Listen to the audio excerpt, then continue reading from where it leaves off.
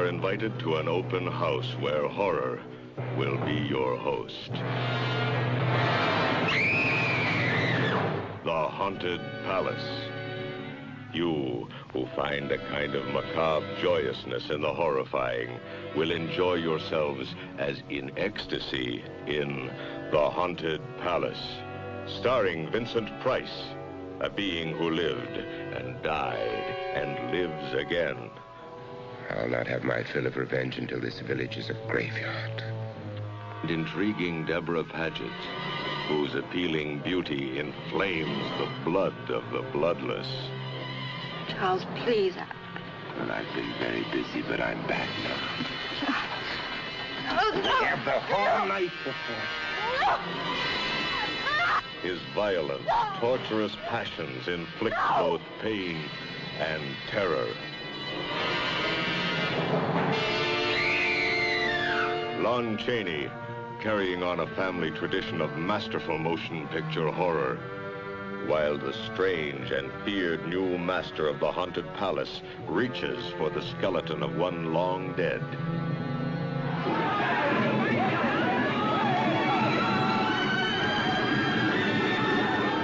You see? He's taken her mind, her soul, just like the others. Really, this is outrageous.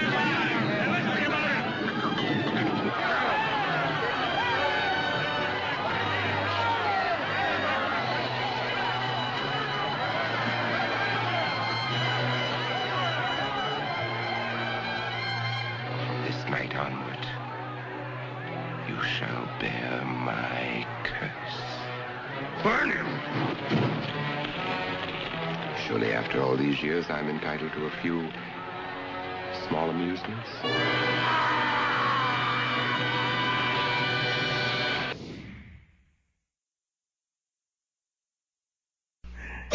Hey, but at least you didn't live in a haunted palace.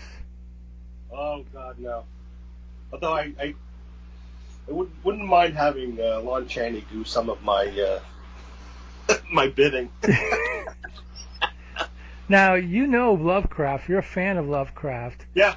How close is this to the case of Charles Dexter Ward, which is based on?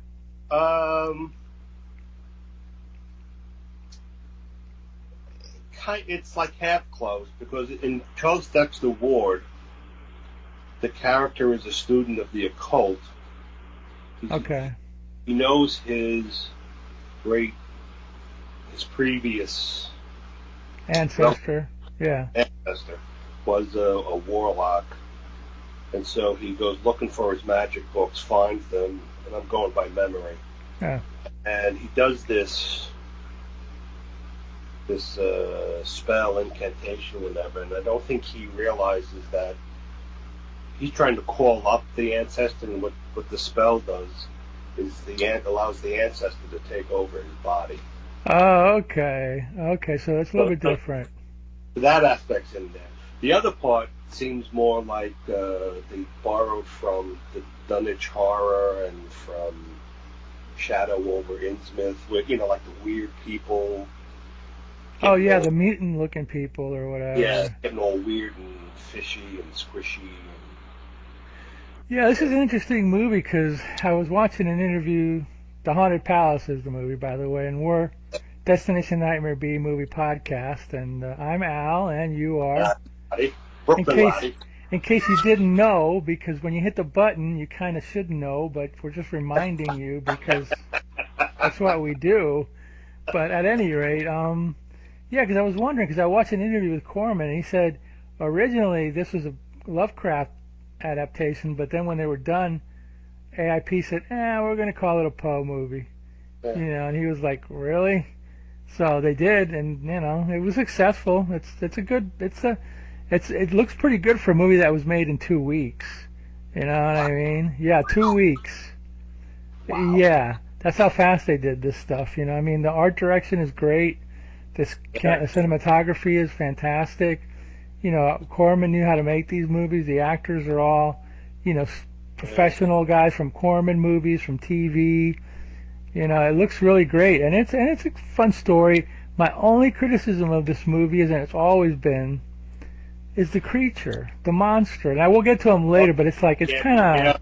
I know exactly what you're saying. It looks like my Creature from the Black Lagoon model kit. Your model kit looks better than that. It looks like, do you remember Stretch Armstrong? Yeah. And he had a green monster. Yeah, it looks like that. That's what the creature looked like. And it looks like that shot through like some Vaseline lens or something. Oh, God. I mean, did Lovecraft describe what the gods look like, or these whatever they were trying to summon from? Sometimes, usually he was very vague about it. Were they fishy? Some were fishy. Like Cthulhu is this sort of somewhat humanoid. He tries to use words to vaguely describe things, so you're sort of left to your imagination. Okay, so he doesn't describe them in like total detail like somebody like Stephen King would, or somebody like that. Yeah, he's not that detailed, and you kind of left your own imagination. Like when he just one of his stories is set in Antarctica at the Mountains of Madness, and in that one he's very descriptive of how the things look. The monster, the elder things, or whatever they're called. So I think earlier on he was very descriptive, and then later on he got more. Some of his tales got less, more vague to give you that sort of let your imagination fill it in. Okay. Yeah, I mean, everything in the movie was really well done until that. Yeah, that was It's a letdown, they cheaped out on that, but it's, what are you going to do? AIP was a cheap company. They were making movies in 2 weeks. They did the best they could. They did a decent movie, so I'm not going to complain, but, that was a big letdown. At any rate, this is another one of the Vincent Price movies. He's pretty good in this, he's pretty milquetoast when he's like, Charles Dexter Ward, and then he does his evil bit when he becomes Kerwin, something Kerwin, William Kerwin, or whatever his name was. I don't know, the warlock from back in the old days. And I don't know if you noticed this, but like the two helpers, Lon Chaney Jr. and I forget the other guy. Oh yeah, the other guy, yeah. Greenish makeup on them. I know they did, yeah. And whenever Vincent Price, Charles Dexter Ward, he gets greenish makeup, doesn't he? Yeah, they changed the makeup to make him look more green and sickly. Gaunt and sickly. Yeah, that's right. Yeah, that was a pretty cool effect. That was a good that was a good practical effect. Yeah, basically just like, greenish makeup or something, let's make him look. Yeah, I noticed it on Lon and the other guy more so than Vincent Price, but at the last shot of him, he does have that greenish gaunt look to him. It's like, oh, okay. And that was another weird thing at the end. But anyway, we'll get to it when we get there. But Vincent Price is in it. Yeah. His wife is played by Deborah Paget, which I didn't know this was her last movie. Really? Yeah, this was the last movie she made. She just quit the business. She started like in 1948. This is 63, so she only had, 16, 17, 18 years in the business or something like that. She did westerns, epics, and Ten Commandments. She was in Ten Commandments. Yeah, she was in westerns. Yeah. She was also in another Poe movie, Tales of Terror, which was like an anthology tale. Anthology. So that was pretty good. She's always good. She's very beautiful. She seemed to be a lot younger than Vincent Price, but maybe not. I don't know. But she seemed to be a lot younger than him. He looked pretty ripe. Yeah, she looked like she was in her 30s. He looked like he was pushing 60 or whatever, but that's okay, whatever. So there's that, and then there's who else was in this movie? The big burly Towns guy. That's Leo Gordon, who was in a lot of television and Corman movies. He was in a lot of westerns. He usually played the loudmouth rancher. That's right. He's got that deep voice. Yeah, or just some bad guy, or some punk, not punk, but usually somewhat established, who was always at odds with the hero of the Western. Yeah. And it had Elijah Cook. Elijah Cook was in almost in every film noir movie there was, Right. I think almost every AIP movie. I know he was in House on Haunted Hill. Yes. He was cool in that one. Elijah Cook Jr. Yeah. The Doctor was an actor called Frank Maxwell, who's in like tons of television shows. Yeah, there's an actor, Murray Abraham or something. Murray Hamilton. Yeah, Murray Hamilton. And there's a joke, because I belong to some page, and the joke is everybody calls him Uncle Murray because he's been in like just about every movie there is, and he's worked with just about every actor. And this guy Maxwell, I think, is the same. I've seen him in so many TV shows. I looked him up on IMDb. Almost everything he did was TV. Oh, really? I could have sworn. Wasn't he in... He was in a few movies, yeah, but a lot, mostly television. Wow, no kidding. Oh, maybe that's why I noticed. That's why you remember his face.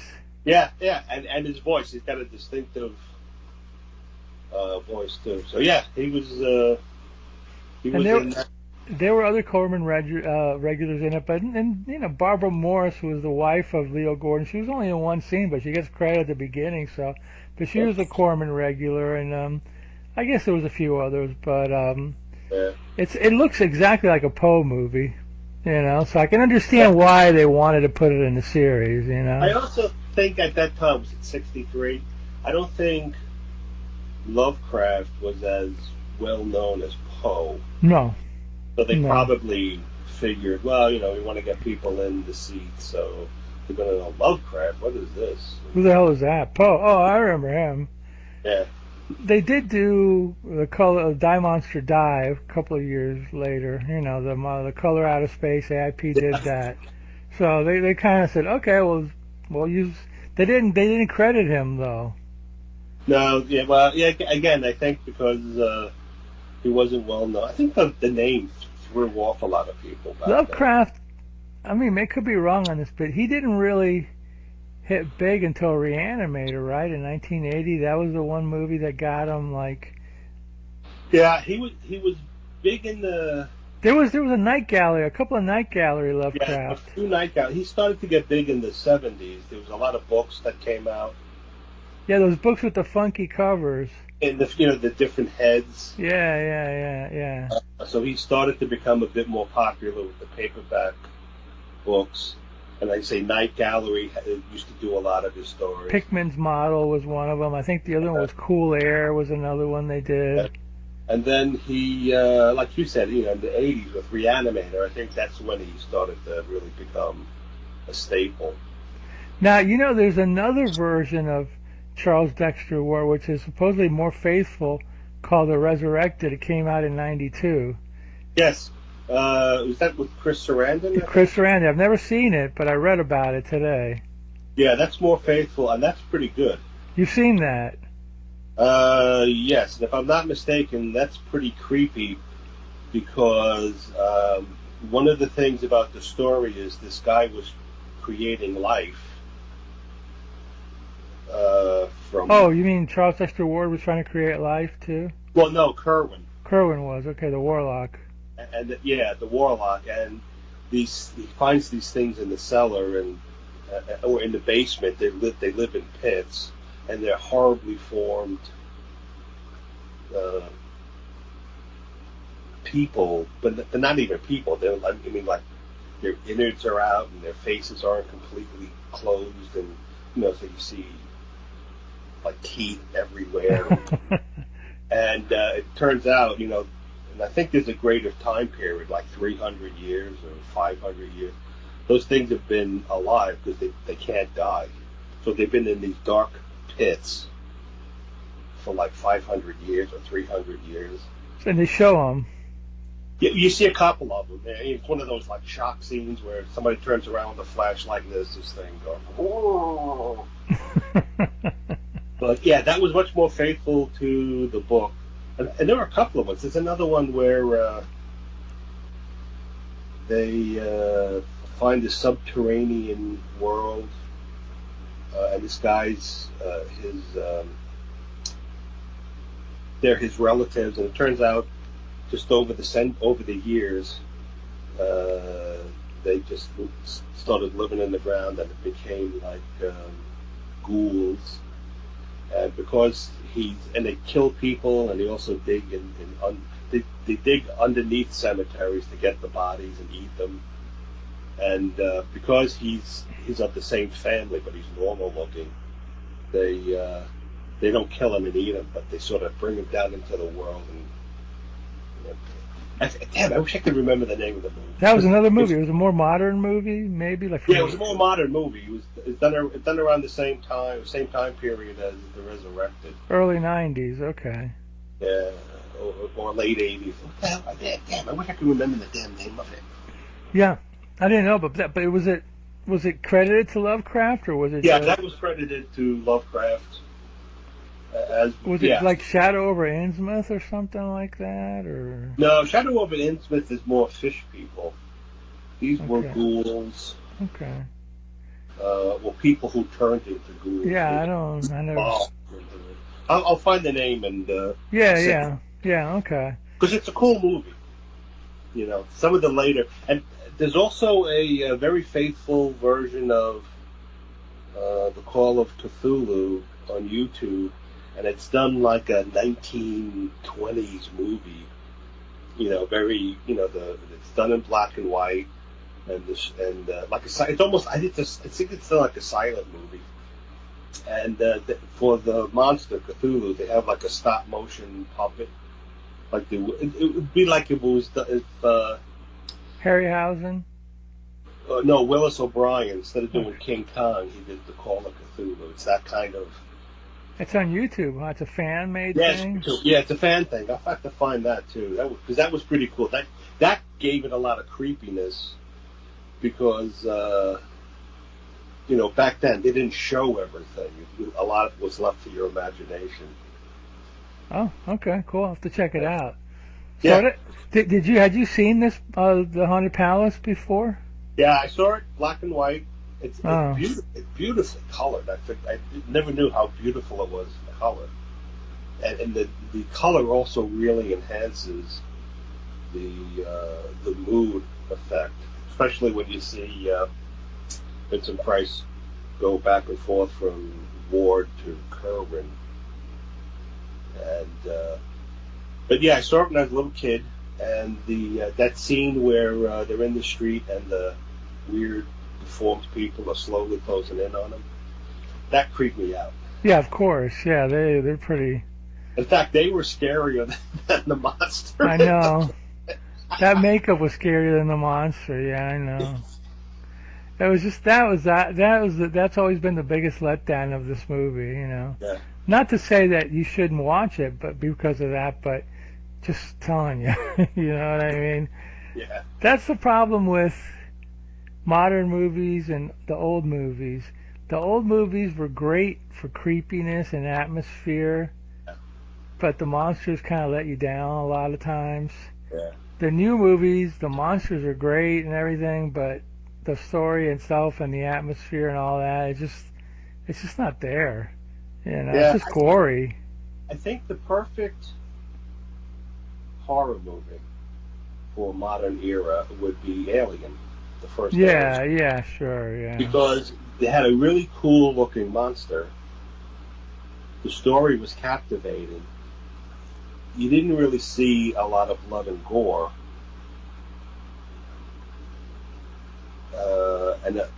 And you didn't really see the monster too well. Because a lot of it was still in shadow and stuff. So that's probably the perfect marriage of mood and special effects. Yeah, I would think that would be. I can't think of any other right now, but I would say that would be one of the best ones because it had enough. The effects were good and it was kind of creepy, but it was gross too because it had the chest bursting scene or whatever. But and supposedly, I think we talked about this before. The actors didn't know. Right, they didn't know what was going to happen, so it scared the hell out of them all. And all their reactions were real. Yeah. So, But at any rate, okay. So The Haunted Palace. Oh, it was also directed by Corman. It was adapted by Charles Beaumont, who was a well-known writer, like Richard Matheson type guy who wrote for Twilight Zone and the magazines. He died young, but he left enough short stories. He did that one episode of Twilight Zone called The Howling Man with John Carradine. That's a pretty good one. Yeah, that was a great one. Yeah. I think he might have done. Well, I can't. I get him and Matheson. I'm always kind of. Yeah. Getting confusing or whatever. I think I like Matheson a tad better, but Charles Beaumont adapted this. I think he adapted another. And from watching the interview with Corman, not supposedly, one of his assistants was Francis Ford Coppola, and he actually did uncredited dialogue revamping, and he worked with the actors on this thing. So Coppola is actually involved in this too, before The Godfather. It's funny how The Godfather changed his life completely, because before that, I can't think of any other movie. I'm sure he did a few. I know he did like some Corman movies, but I'm trying to think did he ever do a big budget movie before The Godfather? So. The only time I remember hearing about him is when The Godfather came out. Because after there was A Conversation, and then Apocalypse Now, and Godfather 2, and all that. But before that, I'm trying to figure out what he did, but I can't think right now. But at any rate, whatever. But Coppola was involved in this too, in redoing the dialogue. So Corman had a lot of talent around him. Yeah. And that's kind of like one of the secrets to collaborative, whether it be a movie or a comic book or a script. You got to work with the best people, or else it's And Corman had the best budget people. Floyd Crosby was a cameraman. He was David Crosby's father. He had done I think he was the cinematographer on High Noon. So he had a lot of movies, and apparently, supposedly, he was blacklisted, which meant he had to go and work for AIP because the big studios weren't hiring him. So he did a bunch of these movies, and according to David Crosby in an interview that I watched, he said, "Hey, Roger Corman and AIP put food on the table, so no problem there." You know what I mean? So I think one of the reasons why Corman was so successful is he would get creative people in, but he wouldn't always have a big budget, and so they had to sort of improvise. Yeah. And be even more creative to get the results they want. And so sometimes a big budget really hinders rather than helps the movie. Yeah, because whenever there's a big budget, that means there's a lot of hands in the pie, and they might want you to make changes and do things that you don't want to do. Whereas when you're a small budget, it's like, here's whatever, $100,000. Do what you can to make it make money. He gave Ron Howard a start on his first direction for a movie. Oh, he gave everybody a start. Yeah, Ron Howard said, "I need some more money, to film this scene." And Roger said, "Well, no, you're not getting more money." He says, "But you're smart. You can find a way to film it." And so that's how Ron Howard figured it out with those. Eat My Dust movies or whatever. Yes, yeah. Ron Howard. He figured out, and he became a big director. But so I think that's necessary sometimes, having some restrictions to help you figure it out. Use your imagination. Figure it out and make things work, rather than it's almost like painting. If you have every color available to you. That's true. Your painting looks all mishmashy, but if you sort of limit your palette to like a yellow, red, blue, black, and green, I got to create this glowing effect. How am I going to do it with these dark colors? It's totally true. Yeah. Just throwing money around to solve problems doesn't necessarily fix anything. And some politicians should realize that. That's another story. You know what I mean? Yeah. Let's just throw money at things. Let's just throw money, and then that'll fix it. Nah. Anyway, yeah, small budget. Small budget. the problem with a small budget is you need creative people. If you got like whatever, it's gonna look like whatever. You know what I mean? If you got like good people around you, then they figure it out. You know, so it's a little bit of both. But I mean, Corman. I think of the Poe movies. He pretty much had the biggest budget of most of the AIP guys. You know what I mean? Because those actually were big money makers, supposedly. I mean, according to what everybody says, and I'm sure they are. I mean, some of the Beach Party movies did good, but that's a whole different, thing. And then, but the AIP was, and Roger Corman will always, in my opinion, will always be remembered mostly for these Poe movies. I mean, all the producing, he produced a ton of movies, but as far as a director, it's these Poe movies. The other stuff he did was good. The early stuff was fun, Little Shop of Horrors, whatever, but these are the ones that kind of, put him on the map or whatever. So, and he quit directing like, I think in 1970 or something, and he just became a producer. And then he only did one movie after that, I think. It was like, he did some Frankenstein 1970, no, I don't know, he did like some Frankenstein movie like in the late 80s or whatever, and it wasn't very good. So maybe it was the smartest thing he did. I don't know, but anyway, let's talk about the Haunted Palace, which is what we were here to do. And you got a lot of backstory before we get to the story, so there you go.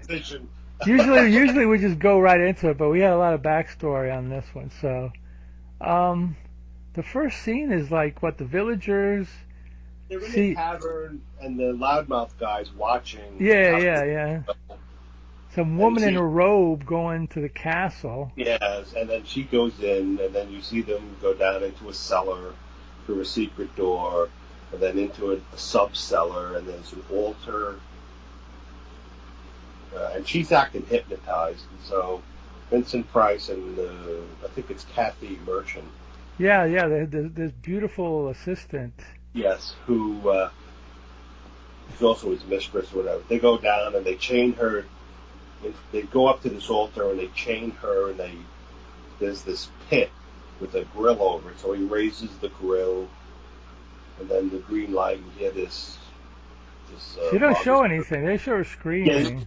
Yeah, they show her looking down and screaming, and then you don't know. And then the villagers, they're getting all riled up, so they come with torches and oil and stuff, and they grab Price. Grab him. Tie him to a tree. Yeah, because he's a warlock, and tie him to a tree. And usually it's a woman who's burned as a witch. That's exactly right. I love Black Sunday. It's usually a woman, yep.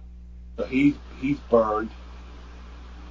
And before he gets burned, he curses all the townspeople, saying he's going to return someday and visit on them what they're doing to him, and that all their children and offspring are going to be cursed. And then they set him on fire, and then 110 years later. Yeah, it was a weird number. 110 years later. Let's make it 100. No, it's 110. Yeah. Okay, whatever. It's still like Victorian times or whatever. So. I mean, yeah. So. They show up at the village. Vincent Price and Deborah Paget show up at the village. Yeah, and the coach driver who drops him off, he's all nervous and twitchy about it. Like, I wouldn't stay here because this place is cursed. Yeah, Arkham is the town. Arkham, yeah. And Vincent Price says, "Oh, we don't believe in that weird supernatural, superstitious stuff, and neither do you." And he goes, "No, I don't." And he gets on the coach and drives away real fast. And then he goes into the tavern, right? Yeah, they go into the tavern, and everybody's. And you hear some noise and people talking, and everybody stops and looks at them. So then Vincent Price and Deborah Paget walk up to the barman, and say, "Do you know where the old Kerwin house is?" And like, "Why do you want to know where that is?" And he says, "Oh, because that's my house. I own it." "Are you a Kerwin?" Says, "Oh, yeah, he inherited it, right? He inherited it. Yeah, he inherited it.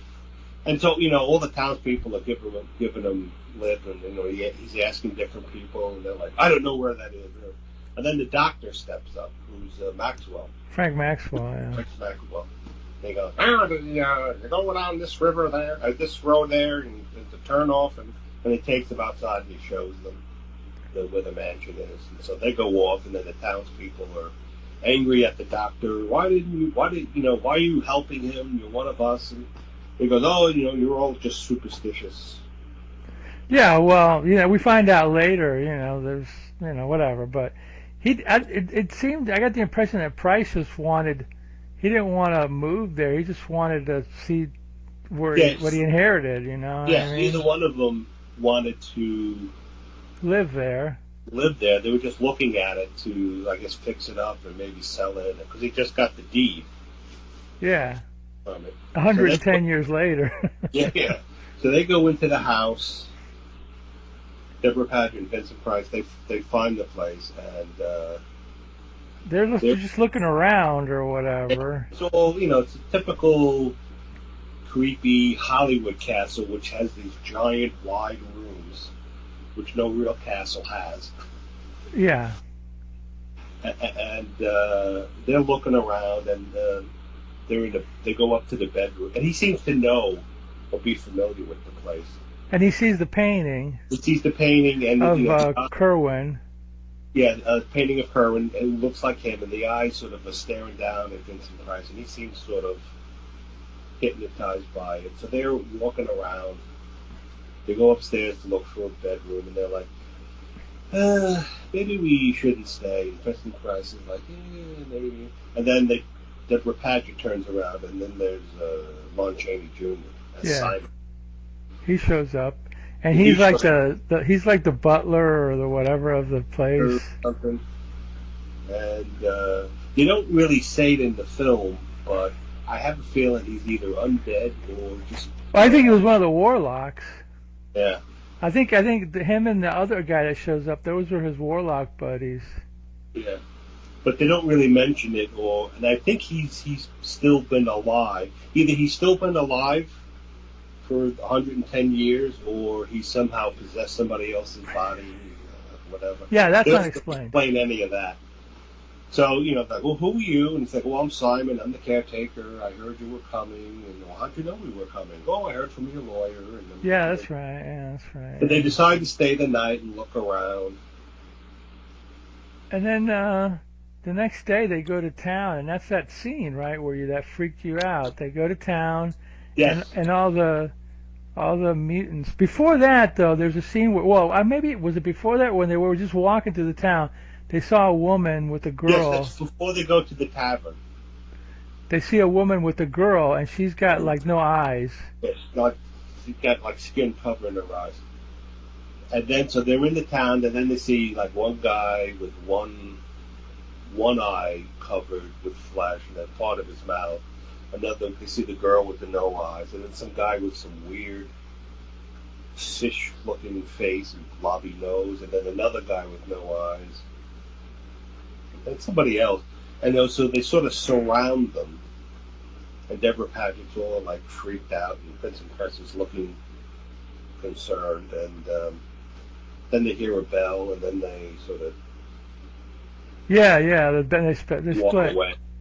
And then there was a scene, I don't know if it was before that or after it, where the Leo Gordon, the crabby guy, he's throwing meat into a cellar.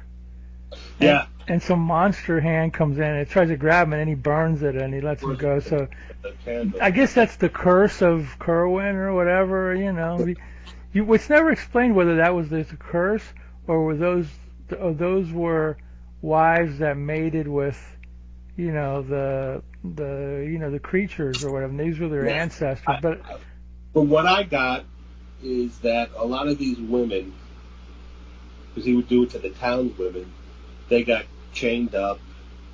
They got called to the castle because they were hypnotized. They got back in the olden days. Yeah, the olden times when Kerwin was still alive. Yeah. They got chained up. The monster mated with them, and then they went back to their husbands and boyfriends and.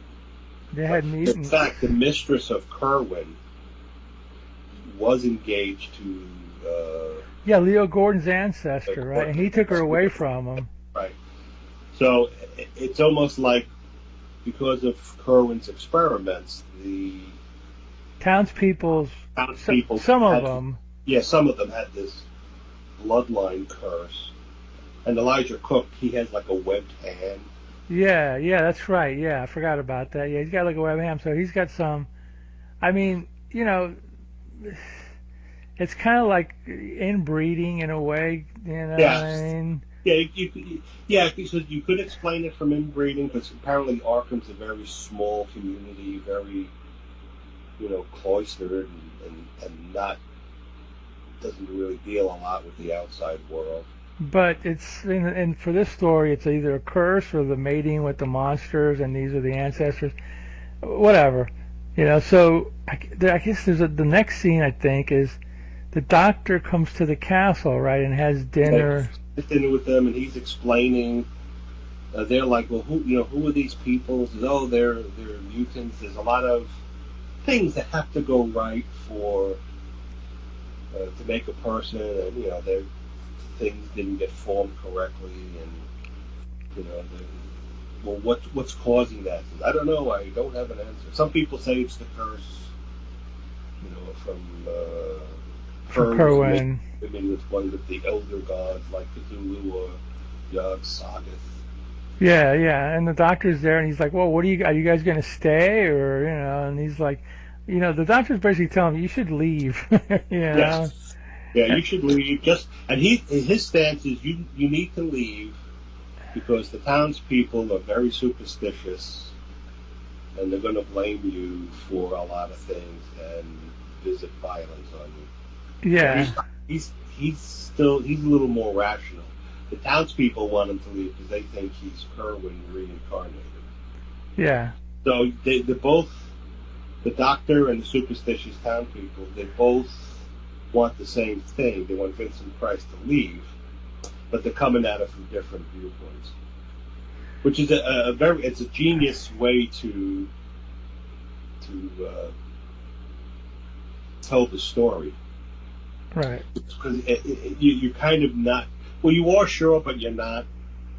Like, what's the cause of this? So it does give you some ambiguity and yeah, because again, it could be inbreeding, but they're blaming it on Kerwin. It could be like, who knows, whatever. But so then later that night, Price is in bed with Deborah Paget. There's a big storm outside, and he goes out, and that's when he kind of really gets possessed by. Yeah, he's hearing it's like people screaming and shouting and the sound of crackling fire. So he goes down and goes out, and he goes to the tree where Kerwin would burn, and he's looking at it, and then suddenly he turns around and there's Lon Chaney. Oh, he says, it's cold outside, sir. You should. He's very pleasant and servant-like. Yeah. So then Vincent Price goes in, and he's the doctor. During the dinner time, the doctor told him about that supposedly Kerwin found a copy of the Necronomicon. That's right, the Necronomicon is involved. It had secret incantations in it that can give a man absolute power. Like, okay. And so anyway, so Vincent Price, after he hears the sound of the townspeople and the burning of Kerwin, which is all for vocal noises and stuff. So he goes in and he lights his cigars and he looks up at the poster, and then suddenly he turns around, and before that his makeup was normal, so he looked sort of warm. He turned around, his makeup was kind of pale and greenish. And then Simon comes up to him and goes, Joseph, you're here. And he goes, yes, it took me a while. Ward is very strong. But and it turns out, from their dialogue, you find out that throughout the 110 years, other members of the Ward, other descendants of Kerwin have come to the castle. And he's tried to possess them, but they weren't strong enough, and they couldn't do it. And he goes, this is, how long have I been out? 110 years, Master. 110 years. Oh, he's very strong. This will do. So then they try to revive. They dig up his old girlfriend. They dig up the old girlfriend, and they try to revive her, and they can't. Yeah, and they pull her out of the coffin. She's an old weathered. She looks like the mother from Psycho, actually. Yeah, she does. And, at first, he's doing incantations, and you see her sit up, and then she falls back down. And then there's this other guy with them. I guess he's the other. Yeah, the third warlock. They don't really introduce him. The other stooge. Yeah, the Lon Chaney's like, oh, it's been too long, Master. It's not nonsense. And then meanwhile, Deborah Patchen's getting all freaked out, and she's hearing noises, and she goes looking for Price, and she can't find him. And they go through that little door where Yeah. they all got to hunch down to get in or whatever, and that's what leads them into, the pit of pit. whatever, which it kind of looks like the pit in the Pendulums, Yes, set. These guys recycled sets throughout all their movies or whatever. Supposedly a lot of these sets were in this movie were used in The Terror, so there you go, cheapness, but, ingenuity, I guess, Yeah, it works. It's one castle, I guess, looks like another. I know that there's a couple of those matte paintings of the castle. They were used in other movies, yeah. Yeah, and they're used on a lot of TV shows. Yeah, like the monkeys and stuff like that. Yeah. That one shot, with the lightning in the back, that's a classic one. Sort of up at the castle from Yeah. like the ground level, you're looking up, and all the walls seem to converge. That's almost like, I heard it in a movie last night too, a movie called The Hot Rock. It's on YouTube, I can't remember what it was called, but there's I think it's a gunshot that's been used in movies from the 40s all the way through whenever, you know what I mean? They call it something. It's a gunshot. There's also somebody screaming. Somebody screaming or whatever. That's used in all the movies. Too, that they've used since it was first recorded, I think in the 30s or something. Yeah. Something like that. So that castle in there is used in cheesy, even cheaper B movies. They just took it and used it. It's like, who cares, So it's like, whatever, but. So Deborah Paget's starting to feel weird about him. And then the next scene, if I remember correctly, was Price sets out to get rid of Leo Gordon and Elisha Cook. He starts, because he keeps ripping the pages. He's got like 4 or 5 names, and he's, Yeah. So he goes to, he goes out. He gets a mutant though, doesn't he? Doesn't Price get some like mutant from the cast? Well, he goes out, and then there's a scene in the bar where the townspeople are arguing with the doctor, and the doctor's trying to say, "Oh, you're just superstitious. That he has nothing to do with this." And Leo Gordon's like, "Oh, you're a fool." Oh no, the doctor wasn't there. Was it? No, that was the later scene. So they're arguing with the doctor. So then Leo Gordon, he's drunk, and he storms out, and he's on his way home. And then you see the doorway where he fed that weird guy the meat, which apparently I think is his son. Yeah. You get the impression that his son's. So the figure. At first I thought it was the mother, but then you find out later it's Vincent Price. He undoes the bolt of the door, locking in the mutant kid. So then you see Leo Gordon walking to his house, and then he walks past the window of his house, and you see the mutant coming downstairs. And then Leo Gordon goes in, he's by the fireplace, and he hears this squishy noise.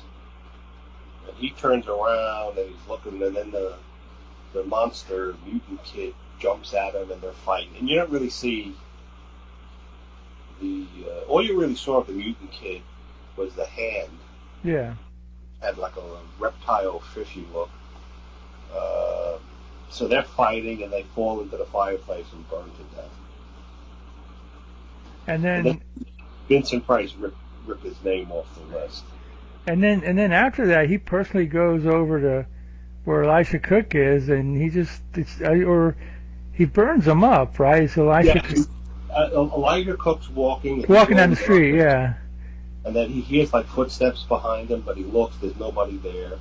So then he's walking along this set of storefronts or whatever, and suddenly Vincent Price flings the door open, throws oil on him, and then throws a match on him, and then Elijah Cook goes on fire and gets burned to death. You know, it's like, and then the villagers, you know, find this out. You know, they're like, oh look, you know, they show burned up Elijah Cook, and you know, and they're like, uh-oh, something's happening over at the Kerwin mansion. You know. Yeah, so they're getting all agitated. Yeah, agitated. And so then Vincent Price keeps trying to send Deborah Paget away because she's interfering with his experiment. Yeah, but wasn't there some scene where he like goes up there and he's like, oh, and he's Kerwin, and he goes, oh, it's time for us to, you know, get it on to her, and she's like, you can sense that he's not him, you know, and she's like pushes him away or whatever, you know. He's trying to manhandle her, and she scratches him, and he takes off. Ooh, and he walks away and stuff. So then she calls the doctor to come get her, right? And she's like, doctor, he's this, he's all worried, he's not himself, he's not. And then they're talking, and then suddenly Vincent Price is behind him as Kerwin, and he goes, oh, what are you guys talking about? And she's all nervous and twitchy, and so here, my dear, have some wine. Doctor, can I talk to you? The doctor and I are going to have a conversation.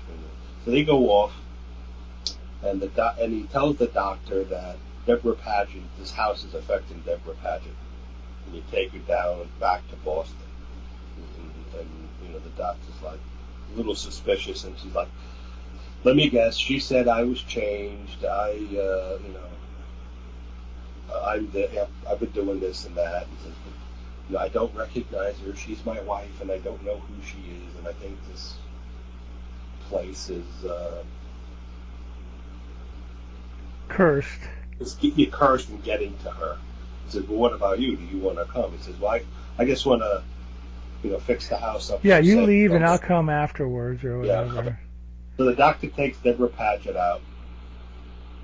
And they ride into town, and the townspeople are all worked up with torches and barrels of oil, and they're like, "What's going on?" And oh, this is ridiculous. So, you know, you're acting foolish. Let me talk to Elijah Cook. And he goes, "Oh, there's Elijah Cook." And they're like, "Oh," you know, they lift up a blanket and you see.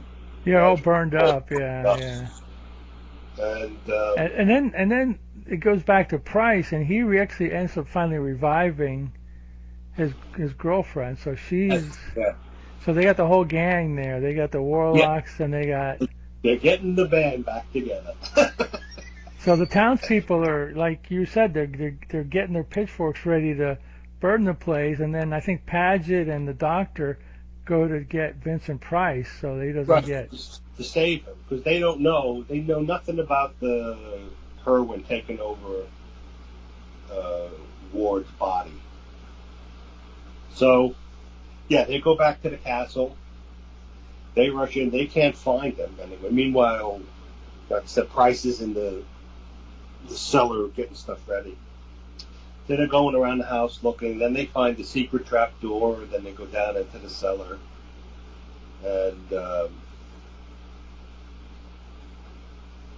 they capture Deborah Paget. And they pull the two goons. They grab the doctor, Deborah Paget, and then they tie her up. On the staff, they tie up Deborah Paget, and they open up the thing. And that's when you see the monster. She starts screaming at first, but then that's when you see the creature from the Black Lagoon, sort of. It was a goofy. It looked like they went to a toy store and got a cheap rubber monster model, and then filmed it with that wavy. Like a wavy camera effect or whatever, like you know. And you know what? If they didn't show the monster, it probably would have been better. Maybe. You know, or at least have like something weird, like a weird tentacle or a weird looking arm come out of, because it looked so cheesy. Yeah. So anyway, she's screaming, and they leave. Vincent Price's Kerwin and his mistress that he got back from the dead.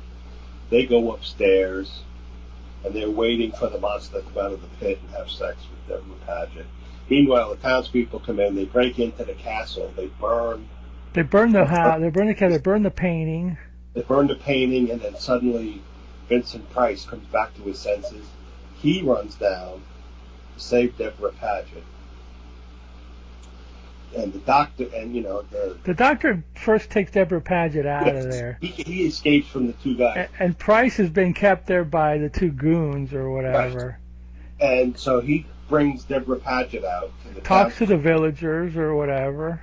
And then he goes back. The doctor goes back in to get Price, and he's by himself at this point now. His goons, like the three others, are split or something. I don't know. They just. There they go.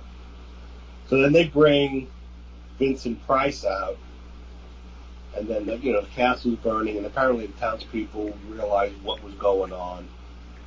And they bring him back to the tree where where he was burned.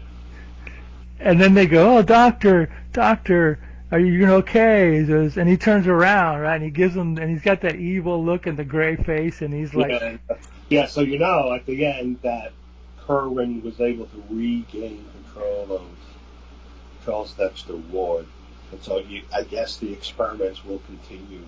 Yeah, because I got the impression when they burned the painting, it looked like was back to his old self. Yeah, I think he gained momentary control to release Paget, but after the doctor took Paget out, something happened in the pit between him rescuing Paget from the monster and sending her with the doctor out, and then the doctor coming back for him. So I'm not sure what happened, but you got the impression that Kerwin was able to recapture Charles Dexter Ward and I guess lay claim to his body. And then they give you like a little snippet of a Poe poem. Yeah, this is supposedly there's a poem called The Haunted Palace. Edgar Poe. And I think the last 4 lines they showed are the last 4 lines of the poem. And then the end. Yes, the end. So, yeah, I mean, a really good Poe movie, a Lovecraft movie, whatever. It's really a Lovecraft movie, but it feels like an Edgar Allan Poe movie, but it's a Lovecraft movie. I liked it. I've seen it before. I enjoyed it. Still enjoy it. The only letdown is the creature. The performances are great. Pretty good. It is. It's a good movie. It's a good monster movie for the time. The photography was great. Special effects were pretty good. And like you said, the only letdown was the monster. And I think either if they didn't show it or just showed part of it. Like a face or a claw or something. Yeah, just something's trying to climb out of the pit. And just leave the rest to your imagination. That would have been better. Yeah, probably better. But they were teasing the elder thing so much they had to show it, but if they would have thrown him a couple more bucks and said, "Look, get a better monster," maybe, but that's the way it goes, that's the way it is. It doesn't make me dislike the movie. It's just in my opinion, it's just like the biggest flaw in the movie, Yes. Yeah. So either cut those scenes out or go back and add some change, like they did with the old series of Star Treks. They replaced them with new graphics.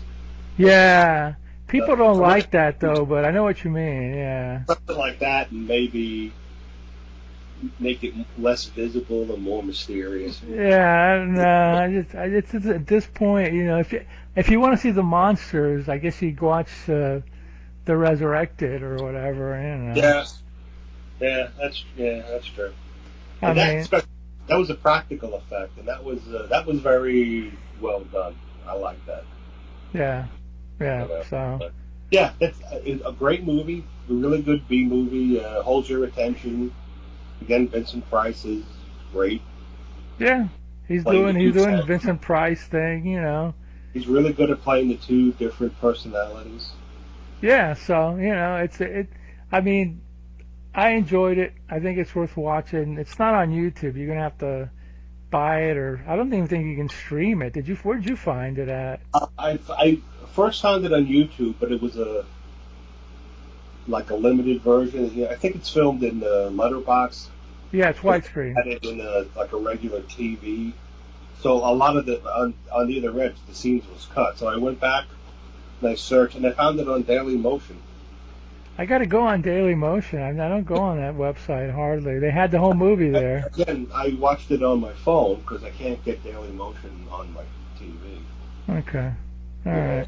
Yeah, it was fine. So Daily Motion has the last movie you watched on Daily Motion too, didn't you? That Man-Made Monster. Indestructible Man. Indestructible one, yeah. Oh, there you go. That was pretty cool. I had a DVD, so I actually had I can't watch it anymore because I don't have the player. I actually bought it years ago for $5 on what do you call the big disc? Laser disc? Yeah. Wow. 30 years ago. Jeez. I remember, what was it, Camelot Music was getting rid of laser. Remember Camelot Music? Oh my God. You remember that? They used to sell a lot of stuff for cut out. I bought some cool records there, but they had Laserdisc, and I bought The Haunted Palace and another movie, and then I bought The Oblong Box and another movie, and another one. I had 3 or 4 of them, and they were like $5. I didn't even have a player, but I said, hey, I don't have a DVD. Yeah, I don't even know DVDs. I guess they were still over now, but I don't even have a DVD of it. So I'll just get one of these. And then years later, a friend of mine, well, Mao, sold me his player for $5 because he was getting rid of it. So I watched a couple of them, Count Yorga, maybe The Haunted Palace, maybe The Oblong Box. But, the quality's not that great, And I think what the problem was on some those Laserdiscs, because I never had more than that. Well, I had the Black Sunday and Black Sabbath, and that was actually pretty good, but they used, the elements weren't great. They didn't remaster them, they were 16, well, I don't know, they looked like 16 prints, but they might not have been, but it didn't look that great. It wasn't until when they came out on DVD that they actually looked a lot better, and I'm sure now on Blu-ray they look a hell of a lot better, and then 4K they'll look whatever better. I don't know, but yes, the Haunted Palace. I forget what the name of their movie was. Haunted Palace, 1963. 1963. Vincent Price. A good one. Check it out. I think it's just as good as. I like Pit and the Pendulum the best, and Mask of the Red Death, but it's right up there. It's worthwhile checking out. It's towards the end of the Poe run. I think he only did maybe 2 more. But again, it's not a Poe movie. It's a Lovecraft movie, but it looks like a Poe movie, so it's confusion, you know. But we both enjoyed it. We both give it 2 thumbs up, and we move onward to the next classic movie, which I have no idea what we're going to watch. So we'll have to figure that out. Yeah, we'll have to figure it out. Maybe find something on YouTube, which is easier than, or Daily Motion, actually. And I'm going to start looking in Daily Motion, too, I do a Google search to put in the title of the movie and the date, and a lot of times it comes up on Daily Motion. All right, we'll do that. So, all right, well, I am Al, and you are? And I am Roddy. And we've introduced ourselves for the second time, but, that's good. That's a good thing. And we'll be back in a couple of weeks. But in the meantime, we think that you all should watch more B-movies, B-movies, B-movies, Z-movies, Z-movies. You should watch the worst movies of all time, which, hey, maybe we'll do like a total stinker next time, like a horrid... That sounds good. The worst of the worst. I know them. I love them. I can't live without them. And I apologize in advance for making you have to watch it. Unless you want to. You can always say thumbs down, you know. You always have that option. So, oh well. All right, that's it. That's all, folks. The end. All right.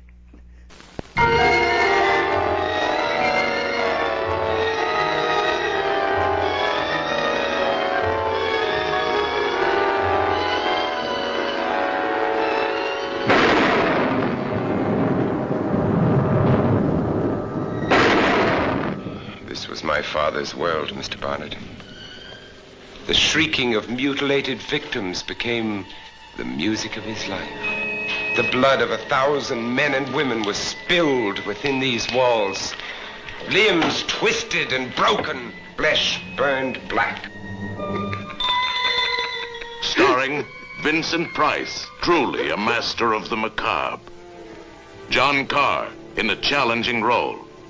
Barbara Steele, more blood-chilling than in Black Sunday. And introducing taunting Luana Anders. Nicholas. Elizabeth? Is that you? Elizabeth? While we were up here mourning her, she was alive. Struggling to be free. You are lying, sir. When Maria screamed, where were you? You lie! I'm going to torture you, Isabella. I'm going to make you suffer for your faithlessness to me. You harlot! All the violence of angry seas. The unseen forces of the unknown. The unforgettable memories of a long-forgotten childhood. All these you will feel in your very blood.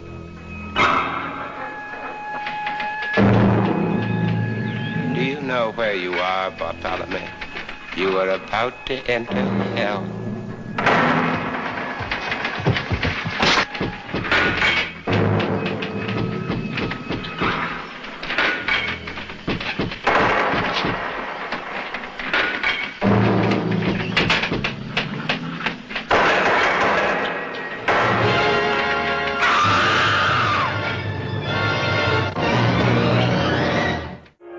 Terror is the soft, cold caress of the raven's wing. Ooh. Your hands are so cold. A woman whose desires transcend reality. The mysterious powers of black magic. These you will explore. Now, what is it you need? You got some dried blood or from bat in the house?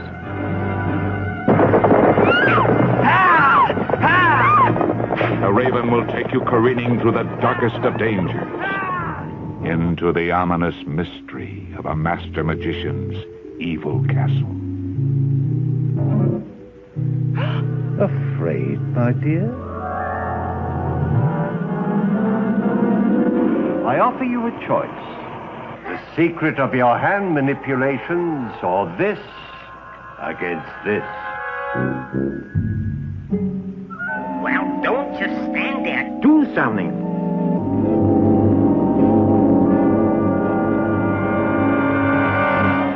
This is no answer. Very well, then. Adieu to the death.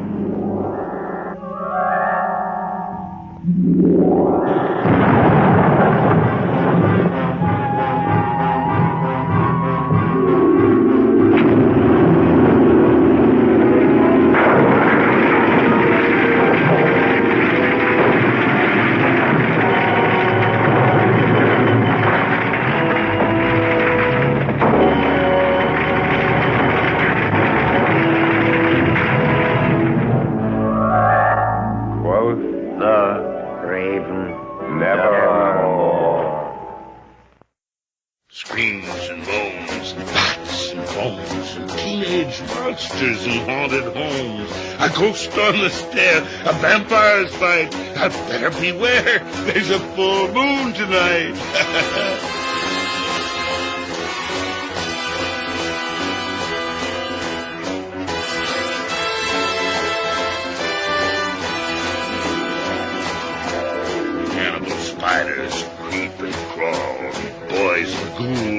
a ball. Frankenstein, Dracula, and even the mummy are sure to end up in somebody's tummy.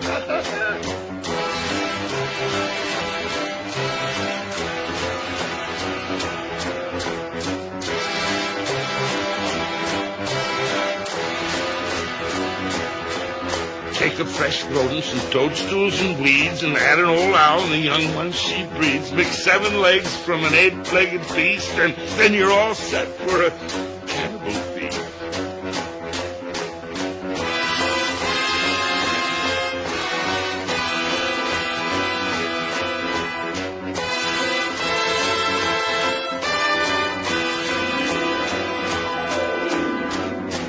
Sit round a fire with a cup of this brew, a fiend and a werewolf on each side of you. This cannibal orgy is strange to behold and the maddest story ever told.